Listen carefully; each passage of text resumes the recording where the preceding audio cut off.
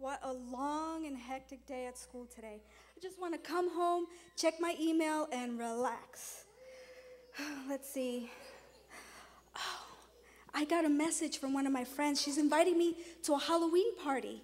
You know, I always thought that Halloween parties sounded so cool because you dress up, you meet other people, and you have so much fun. But the people at church tell me that Halloween is bad and that, I shouldn't go. But I'm not too sure what I should do.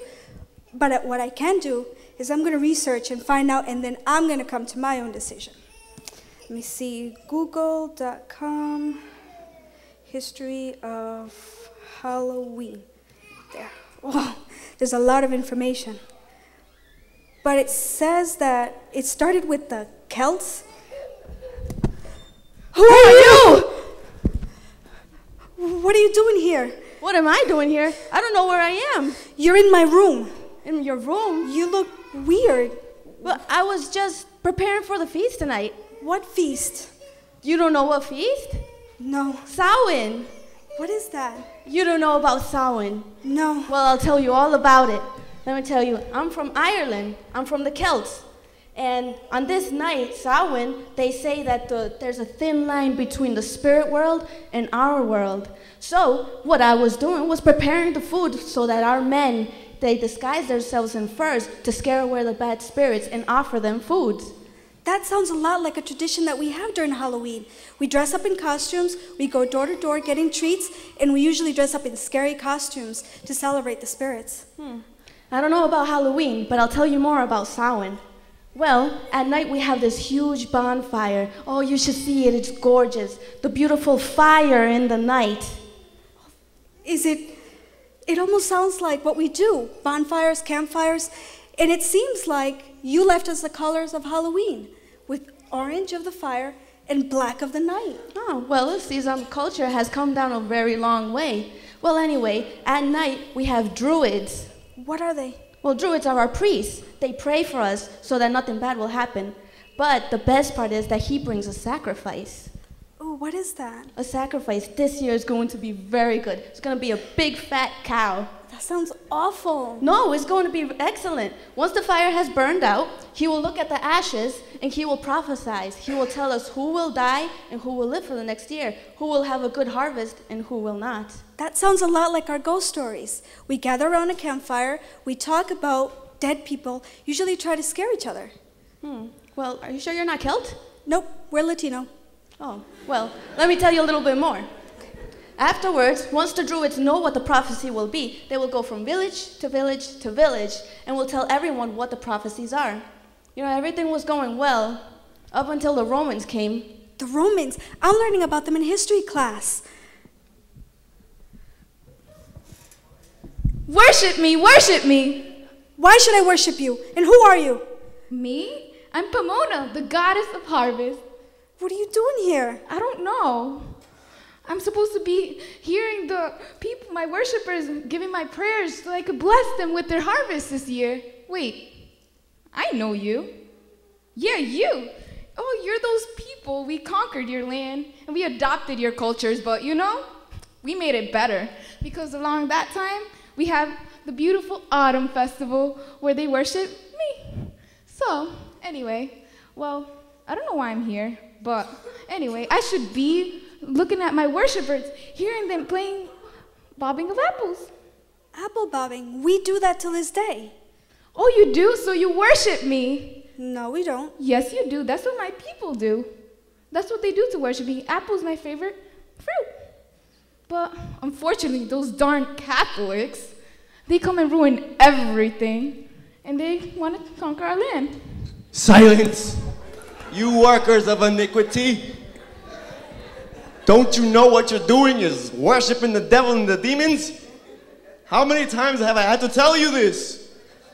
The power of Christ compels you. The power of Christ compels you. Who are you? What are you doing here? You don't know who I am? Well, I am Pope Gregory III. And did you know, for centuries, the Catholics have been trying to win over these pagans, but they don't want to listen. All they do is worship their land and the air and the water. and they don't listen. But I, Pope Gregory III, I've came up with a great idea. You see, on Samhain, the day that they make their festivals and they lay out their foods and they do their ceremonies, I shall call it All Saints' Day. All Saints' Day? We have that till this day. Of course you do. I made it. You see, it wasn't working. They weren't coming into our side. So what we did was I made a new day on November 2nd, and I call it All Hallows Day. Just like our Halloween. Halloween? Well, Hallow means souls. And on that day, we create festivals for all the lost souls and all souls that have died in the past. Okay, that's fine, but that was in Europe. How does Halloween get to America? Top of the morning. Where am all I? These people coming from today? Who are you and what are you doing here? My name is Lily O'Brien. I just came here from Ireland. Hi, Lily. What do you have to do with Halloween? Oh, you see, we left Ireland because there was a great potato famine. But along with us, we brought our traditions. And over there, we celebrate Halloween. We dress up in costumes to scare off the evil spirits that come against us. And we brought everything like our stories. It's quite wonderful. What kind of stories? Oh, for example, there's a good one. My grandfather used to tell me it all the time around the bonfire. It's about the story about Jack the blacksmith. He signed a contract with the devil. So with this contract, it promised him he couldn't go to hell. But because he signed it with the devil, he also couldn't go to heaven. So he was doomed to walk the earth in complete darkness. So what he did is he grabbed a turnip and he carved it and he put a candle in it so he could light his way throughout the world. We do that till this day, except it's a pumpkin. We carve it, we light it, and that's how we decorate our house. Oh, that's very interesting. I didn't know all of these things about Halloween.